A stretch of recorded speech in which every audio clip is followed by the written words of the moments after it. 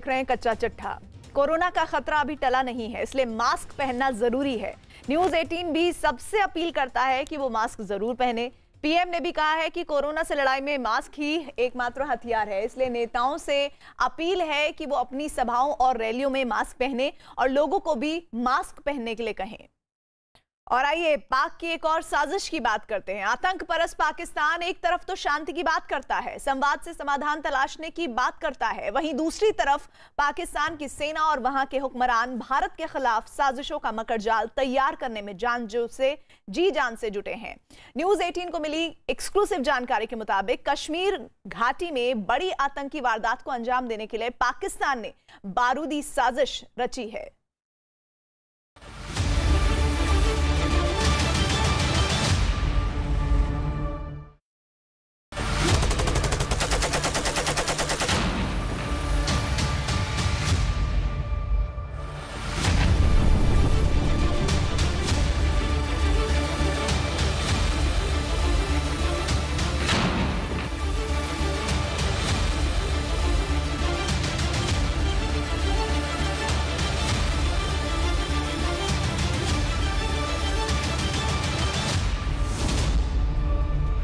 भारत के साथ cease fire उल्लंघन पर किए गए समझौते की आड़ में पाकिस्तान एक खतरनाक साजिश रच रहा है।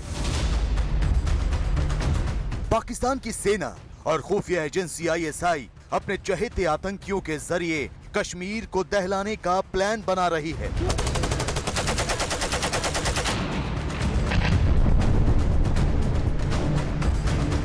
पुलवामा की ही तरह पाकिस्तान परस्त आतंकी कश्मीर घाटी में किसी बड़ी वारदात को अंजाम देने की फिराक में है।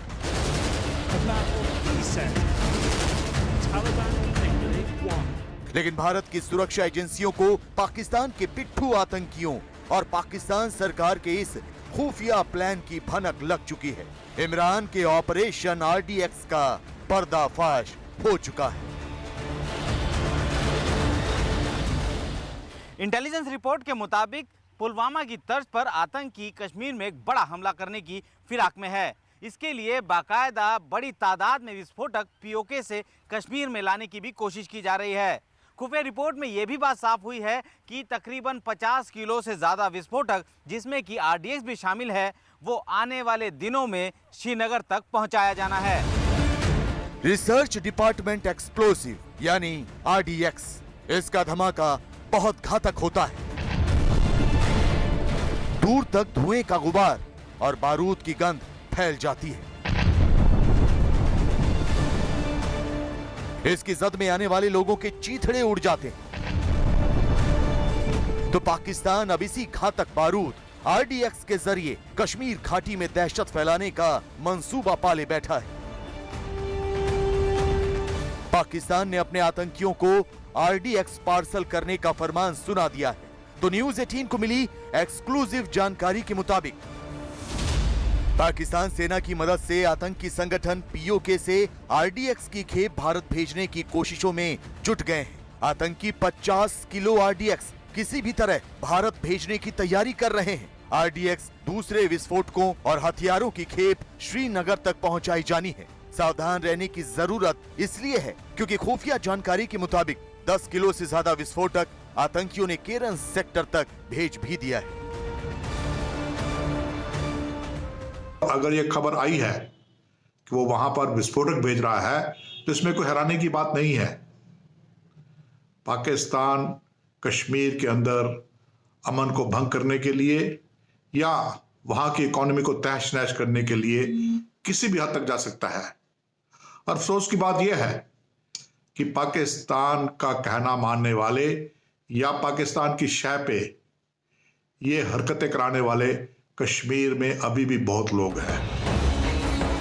RDX कितनी बड़ी तबाही का सबब बन सकता है, इसकी तस्दीक करती हैं ये दो तस्वीरें।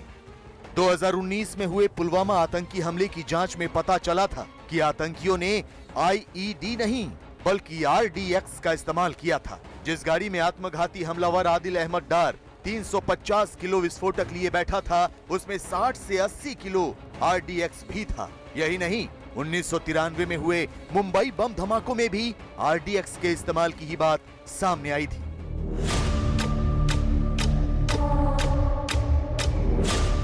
लेकिन बड़ा सवाल तो ये है कि सीमा पर इतनी मुस्तैदी के बावजूद LOC से पाकिस्तान परस्त आतंकी तबाही का सामान यानी RDX भारत लेकर आएंगे कैसे?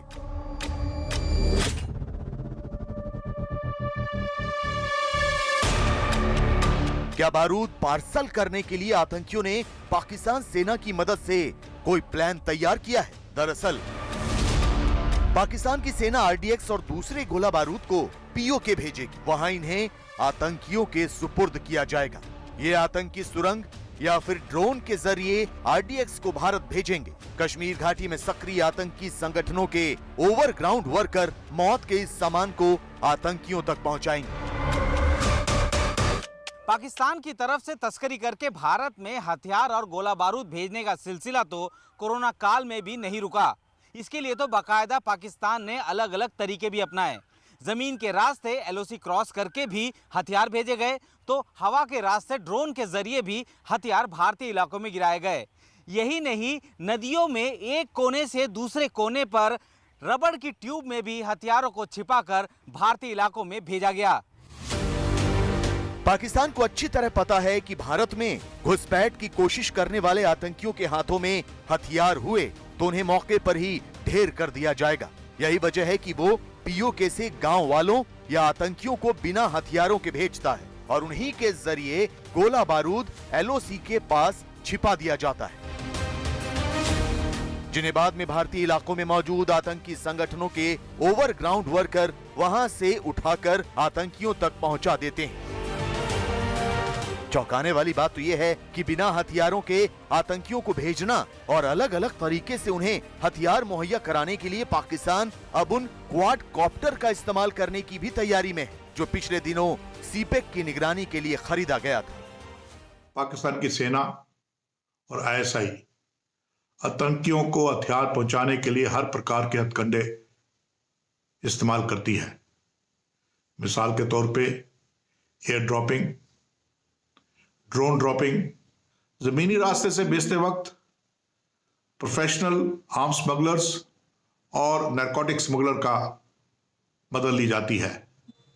उनके जरिए हथियारों की खपत को बॉर्डर या LOC के पार करके किसी फिक्स जगह पर रख दिया जाता है। यहां से ओवरग्राउंड वर्कर्स आकर ले जाते हैं। साल 2020 में भारतीय सुरक्षा बल ने अलग अलग ऑपरेशन में पाकिस्तान में बने हथियार और गोला बारूद का जो जखीरा पकड़ा था, उनमें बड़ी मात्रा में AK-47, AK-56 rifle, pistol, grenade, magazine और दूसरे हथियारों के साथ चीन में बनी QBZ-95 राइफल भी शामिल थी। तो एक बार फिर पाकिस्तान सेना, ISI और आतंकी संगठन मौत का सामान कश्मीर भेजने की तैयारी कर रहे हैं, जिसके पीछे कई वजह हैं। कश्मीर घाटी में अब भी 200 से ज्यादा आतंकी सक्रिय हैं। इन आतंकियों तक गोला बारूद पहुंचाना बेहद जरूरी है, क्योंकि सर्दियों में घुसपैठ ना के बराबर हुई और इन तक हथियार नहीं पहुंचाए जा सके। पाकिस्तान की कोशिश है कि कश्मीर में जो बवाल मचे उसके साथ पाकिस्तान का नाम ना जुड़े, बल्कि उसे एक अंदरूनी या इंडिजिनस रेजिस्टेंस मूवमेंट की शक्ल दी जाए। और इसीलिए वो कश्मीर घाटी के अंदर ही नए नौजवान भर्ती कर रहा है, उनको ट्रेनिंग दे रहा है, लेकिन उनके पास हथियार और असले की कमी है। हथियार और असला वो किसी न किसी तरह इनके पास पहुंचाना चाहता है। इसी साल जून में FATF की बैठक होने वाली है। अगर इस बार भी पाकिस्तान FATF की ग्रे लिस्ट से बाहर आने में कामयाब नहीं हो पाता, तो पूरी दुनिया शायद उससे मुंह फेर ले। ऐसे में पाकिस्तान ने दिखावे के लिए भारत के साथ सीज फायर समझौता तो कर लिया, लेकिन आतंक परस्ती बंद नहीं की। वो अब भी कश्मीर घाटी को बम, गोली और बारूद से दहलाने की साजिश रच रहा है, जो खुद उसके लिए किसी बड़े जोखिम से कम नहीं।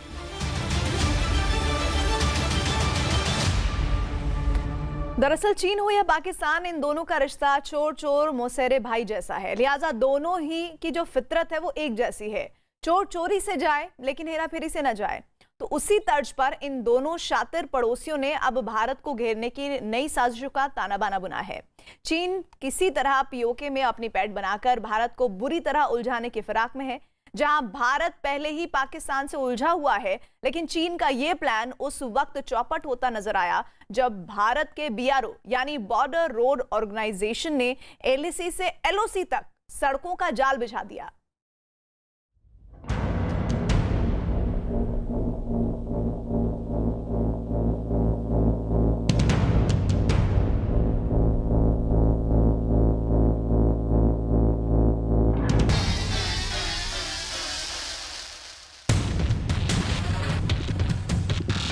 उत्तर में काराकोरम दर्रा और दक्षिण में हिमालय पर्वत श्रृंखला के बीच में बसा भारत का केंद्र शासित प्रदेश लद्दाख।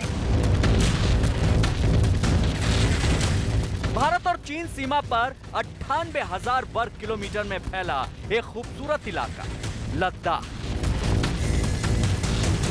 यानी वो सर्द रेगिस्तान जिसे दुनिया का सबसे ऊंचा युद्ध क्षेत्र भी माना जाता है। इस उजले और बेदाग इलाके पर शी की स्याह साजिशों की नजर लगी हुई है और पाकिस्तान भी चीन के विस्तारवाद की इस चाल का हमकदम बनकर भारत को पहाड़ की इन ऊंचाइयों पर घेरने के मंसूबे पाले बैठा है। लेकिन शायद ये बात दोनों ही भूल चुके हैं।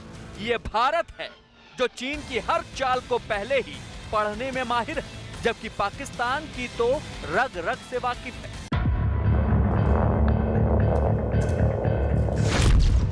चीन को करारा जवाब देने की तैयारी।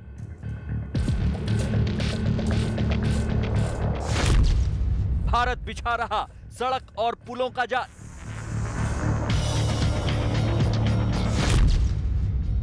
बीआरओ की सड़कों के जाल में फंसेगा ड्रैगन। भारत की तैयारी से चीन को लगी मिर्ची। पूर्वी लद्दाख में बहने वाली इस नदी के किनारे एलएसी तक जाती इस सड़क के किनारे लिखा ये पैगाम यूं ही नहीं लिखा गया है। बीआरओ यानी बॉर्डर रोड्स ऑर्गेनाइजेशन या फिर हम इसे सीमा सड़क संगठन भी कह सकते हैं। बीआरओ ने महज 1 साल में यहां वो काम कर दिखाया जिसकी वजह से चीन को जबरदस्त मिर्ची लगी है। असल में भारत की बीआरओ ने लद्दाख के पूर्वी हिस्से में पहाड़ों का सीना चीरकर एलएसी तक पहुंचने के लिए सड़कें और पुल बनाने शुरू कर दिए हैं, जिसको देखकर चीन की समूची साजिश ही लड़खड़ा कर रह गई। गुप्तचर एजेंसियों के मुताबिक जो खबर सामने आई है, अब पाकिस्तान चीन के साथ मिलकर जितनी भी सड़कें पीओके से लेके लाइन ऑफ कंट्रोल से लेकर के और सीपेक की तरफ जाती हैं, इन सबको चौड़ा करने में लगा हुआ है। जहां ये सड़कें पहले 14 फुट के करीब होती थी, अब इनको 24 फुट चौड़ा किया जा रहा है। तीखे मोड़ों के ऊपर पहाड़ों को काटकर तेज गति से ताकि वाहन चल सकें तैयार किया जा रहा है। चीन ने पीओके के जरिए भारत को घेरने की साजिश रची थी और इसके लिए चीन ने पीओके में मौजूद स्कार्दू को सीधे उस काराकोरम हाईवे से जोड़ने का प्लान बनाया जो चीन को पाकिस्तान से जोड़ देता है। कारगिल से स्कार्दू की दूरी केवल 100 किलोमीटर है और यह सामरिक महत्व का नया रास्ता गिलगित के पास जगलोट से शुरू होता है और स्कार्दू तक जाता है। ऐसे में इसकी अहमियत को समझना बेहद आसान है, खास तौर पर तब जब चीन और पाकिस्तान दोनों की नीयत काली हो। पाकिस्तान ने गिलगित स्कार्दू सड़क को चौड़ा करने का काम तेज कर दिया है, यानी इस सड़क के जरिए चीन अपनी फौज बहुत कम समय में कारगिल से 100 किलोमीटर दूर तक पहुंचा सकता है। बताया जा रहा है कि सड़क की चौड़ाई पहले 3.5 मीटर थी, जो अब 7.5 मीटर से ज्यादा चौड़ी की जा रही है। इसका मतलब यह हुआ कि उस सड़क पर बड़ी फौजी गाड़ियां आसानी से चल सकती हैं। 167 किलोमीटर लंबी इस सड़क को ऐसा बनाया जा रहा है ताकि इससे होकर टैंक, तोप जैसे बड़े हथियार आसानी से जा सकें। स्कार्दू पर भारतीय सेना की हरदम नजर रहती है, क्योंकि पाकिस्तान ने हर युद्ध में इस रास्ते का इस्तेमाल किया है। 1965 और 1971 के अलावा कारगिल की जंग में भी स्कार्दू पाकिस्तानी सेना का मुख्य बेस रहा है। लिहाजा पाकिस्तान के साथ साथ चीन भी इसका इस्तेमाल करने की फिराक में है। लद्दाख के उत्तरी छोर पर बसा है दौलत बेग ओल्डी इलाका, जो कि भारत के कब्जे में है, और वहां से चीन की काराकोरम हाईवे, जो कि सीपेक से और सिंजियांग को आपस में जोड़ती है, वो भारत की नजर में है। और उस इलाके को मजबूत करने के लिए हाल ही में भारत ने दुर्बुक से लेके और तांगसे नदी के साथ होते हुए एक हाईवे बना डाली। यही कारण था कि चीन ने भारत के साथ पंगा लेने की कोशिश की। चीन और पाकिस्तान की शातिर साजिश के मद्देनजर बीआरओ ने सड़कों का जाल बिछाना शुरू कर दिया है ताकि इन दोनों देशों के प्लान को चौपट किया जा सके। बीआरओ ने सीमावर्ती राज्यों में कुल 272 सड़कों को तैयार करने का काम तेज कर दिया है, खास तौर पर LAC से सटे सीमावर्ती इलाकों में। संसद में सरकार की तरफ से जो जानकारी दी गई है उसके मुताबिक 14,071.54 किलोमीटर लंबाई की सड़क पर काम जारी है, जिसमें चीन से लगती सीमा पर अरुणाचल प्रदेश में 64, लद्दाख में 43, उत्तराखंड में 24, सिक्किम में 21, हिमाचल प्रदेश में 7 सड़कें सीमावर्ती इलाकों में बनाई जा रही हैं। इन सड़कों में ज्यादातर ऑल वेदर रोड है, जो कि हर मौसम में सेना और आम लोगों के इस्तेमाल में लाई जाने वाली होगी। इन सड़कों को बनाते वक्त इस बात का पूरा ध्यान रखा जा रहा है कि भारतीय सेना के भारी भरकम साजो सामान को आसानी से कम समय में बॉर्डर तक पहुंचाया जा सके।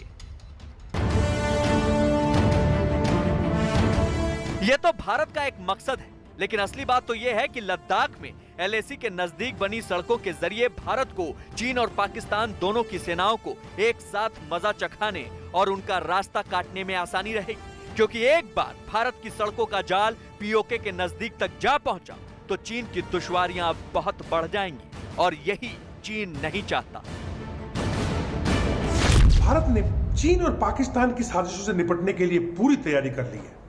जहां एक और थल सेना के अंदर 17 माउंटेन स्ट्राइक कोर 1 लाख जवानों के साथ नॉर्दर्न एरिया में खड़ी हो गई है, वहीं 51 माउंटेन डिवीजन पानागढ़ हेडक्वार्टर के साथ सिक्किम और अरुणाचल प्रदेश के अंदर अपने बैटल इंटीग्रेटेड ग्रुप्स के साथ एक्सरसाइज कर चुकी हैं। अगर चीन और पाकिस्तान ने किसी भी नापाक हरकत को एक साथ मिलकर करने की कोशिश की, भारत उसको जवाब देने के लिए आज पूरी तरह से तैयार है। जानकारों की माने तो भारत के खिलाफ रची गई साजिश में चीन की सबसे ज्यादा दिलचस्पी पाकिस्तान के स्कार्दू एयरबेस को लेकर है, क्योंकि वहीं चीन के कई फाइटर और मालवाहक विमान दिखाई दिए हैं। माना जा रहा है कि जगलोट स्कार्दू हाईवे को चीन भारत के खिलाफ अपनी साजिशों में सबसे ज्यादा इस्तेमाल करना चाहता है, और यही वजह है कि भारत के बीआरओ ने एक तरह से अपनी रफ्तार और सड़कों के इस नेटवर्क से चीन के किए कराए पर पानी फेर दिया। LAC के पास भारत की तैयारी से चीन के होश उड़े हैं, लिहाजा चीन इसी फिराक में है कि जैसे भी हो भारत को LAC के आसपास सड़कों का बुनियादी ढांचा तैयार न करने दे। लेकिन चीन के राष्ट्रपति शी जिनपिंग शायद भूल गए कि ये वो भारत है जो तय कर लेता है तो उसे पूरा करके ही दम लेता है।